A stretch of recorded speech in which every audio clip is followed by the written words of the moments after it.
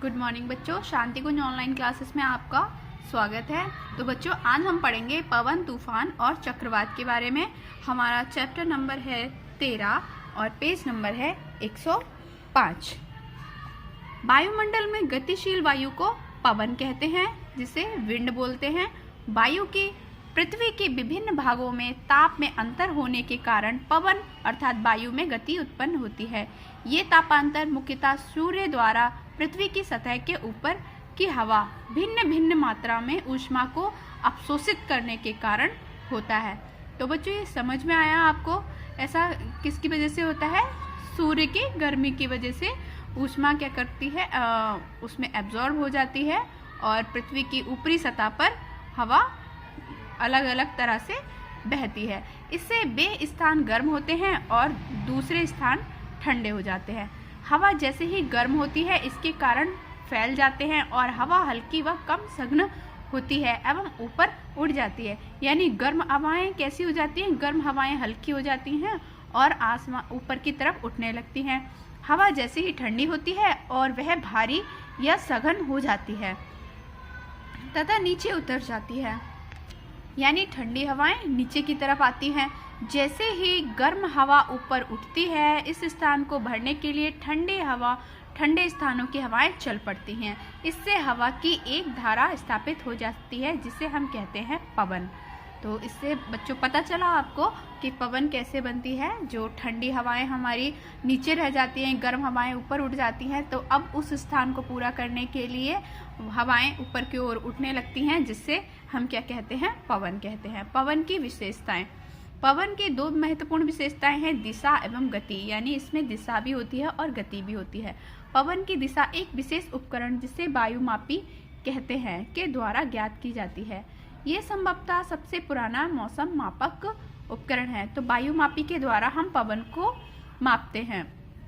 वायुमापी कई आकार में बनाए जाते हैं। वायुमापी का इससे भी सामान्य आकार तीर युक्त वायुमापी है। वायुमापी यानी विंड वेन। अब हम इसके बारे में पढ़ते हैं। विंड वेन यानी वायुमापी इस तरह से दिखाया गया है। जब पवन चलती है तो ये वायुमापी के पिछले हिस्से पर दबाव डालती है। इससे तीर की नोक स्वतः उस दिशा में मुड़ जाती है जिस दिशा में पवन चलकर आती है। वायुमापी पर उत्तर, दक्षिण, पूर्व और पश्चिम दिशाएं अंकित रहती हैं, जिससे आप स्वयं पवन चलने वाली दिशा का पता लगाते हैं। यानी वायुमापी पे ये दिशाएं रहती हैं और ये हमें इंडिकेटर के थ्रू बता देती हैं कि किस दिशा में हवा चल रही है।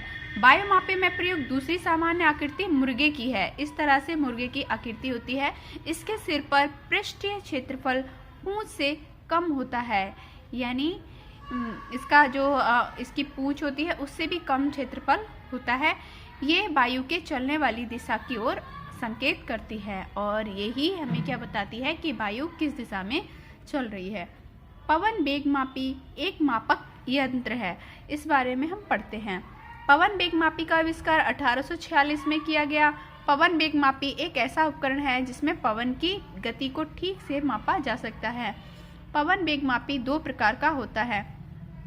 प्याली युक्त पवन वेगमापी, इसमें 3 या 4 प्याली को सममितीय रूप से एक ऊर्ध्वाधर अक्ष के परितः समकोण पर व्यवस्थित किया जाता है।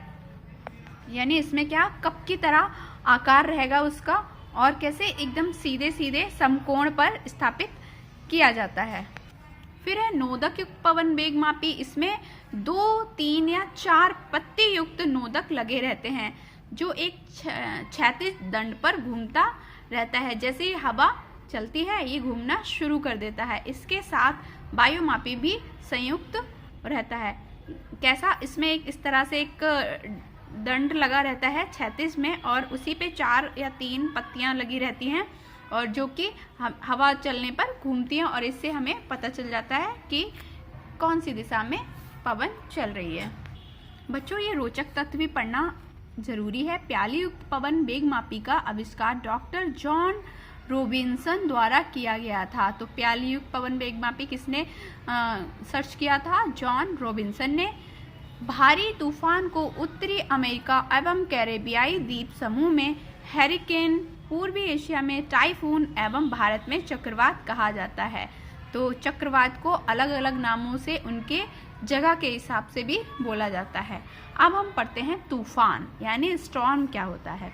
पृथ्वी के घूर्णन के कारण यानी पृथ्वी जो अपने अक्ष पर घूमती रहती है उसके कारण वायुमंडल का ताप बदलता रहता है। सूर्य के चारों ओर पृथ्वी के परिक्रमण के कारण ऋतु परिवर्तन से भी तापमान में बदलाव आता है।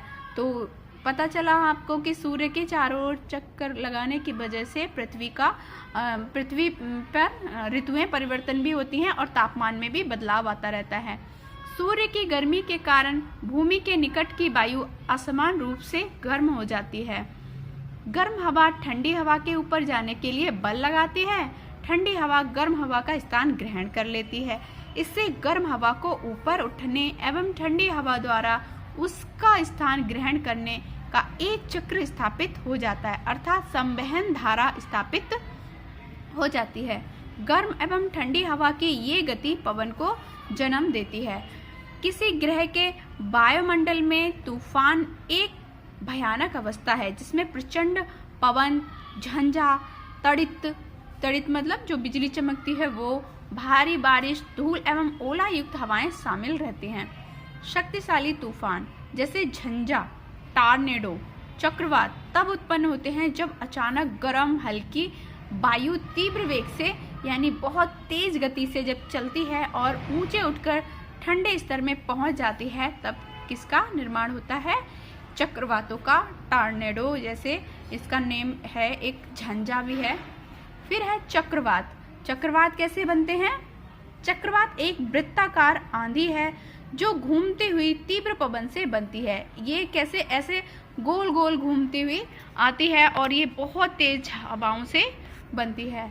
चक्रवात एक प्रचंड बवंडर या चक्र है जो वायुमंडल में बहुत प्रबल आंधी के उत्तरी गोलार्ध में वामावर्त दिशा कौन सी होती है? घड़ी के घूमने की उल्टी विपरीत दिशा वामावर्त दिशा में तथा दक्षिणी गोलार्ध में दक्षिणवर्त दिशा में घूमने से बनता है। जब उष्णकटिबंधीय सागरों के ऊपर विपरीत दिशाओं में आने वाली पवनों के मिलने से हवा का ऊपर मुखी चक्र उत्पन्न होता है, तब चक्रवात की शुरुआत होती है। इसके कारण समुद्र से गर्म जलवाष्प ऊपर की ओर उठने लगती है। चूंकि ये जलवाष्प संघनित होती है इसलिए ऊष्मा ऊर्जा विमोचित होती है। फिर ये अपने चारों ओर की हवाओं को गर्म कर देती है और तेजी से ऊपर उठ जाती है। इस प्रकार ऊपरी मुखी खिंचाव एक चिमनी की भांति व्यवहार करता है जिसमें ये हवा को नीचे अंदर की ओर खींचता है और ऊपर में बाहर की ओर फैलाता है। इस ऊपरी मुखी खिंचाव के कारण चारों तरफ की हवाएं अंदर की ओर खींच ही नहीं जाती बल्कि घूर्णन भी प्रारंभ कर देती हैं और वो गोल गोल घूमने लग जाती हैं। हवा जैसे ही घूमना शुरू करती है इसकी गति और बढ़ जाती है। अब जैसे ही वो एक सर्कुलर मोशन यानी गोल गोल घूमना शुरू करती है उसकी स्पीड बढ़ जाती है। इसके परिणाम स्वरूप समुद्र से और भी जलवाष्प खींचती जाती है तथा ऊपर जाकर उतना ही ज्यादा ऊष्मा मुक्त करती है। इस प्रकार ऊष्मा विमोचन एवं मात्रा बढ़ाने की एक श्रृंखला स्थापित हो जाती है और चक्रवात का स्वास्थ्य बनने लगता है। एक रोचक तथ्य है, एक पूर्ण रूप से विकसित चक्रवात वायुमंडल में 150 से 1000 किलोमीटर ऊंची हवा का प्रचंड घूर्णन है। चक्रवात के केंद्र को उसका नेत्र कहा जाता है। जैसे इसमें ये दिख रहा है बच्चों, तो ये क्या है? चक्रवात का नेत्र है यानी उसकी आंख। तो बच्चों अब आपका होमवर्क है, आपको ये प्रश्न उत्तर करना है, रिक्त स्थानों की पूर्ति करनी है, सत्यासत्य कंप्लीट करने हैं। अगले लेक्चर में मैं इस चैप्टर को कंप्लीट कराऊंगी और हम अपने प्रश्न उत्तर भी करेंगे। तब तक के लिए बाय बाय।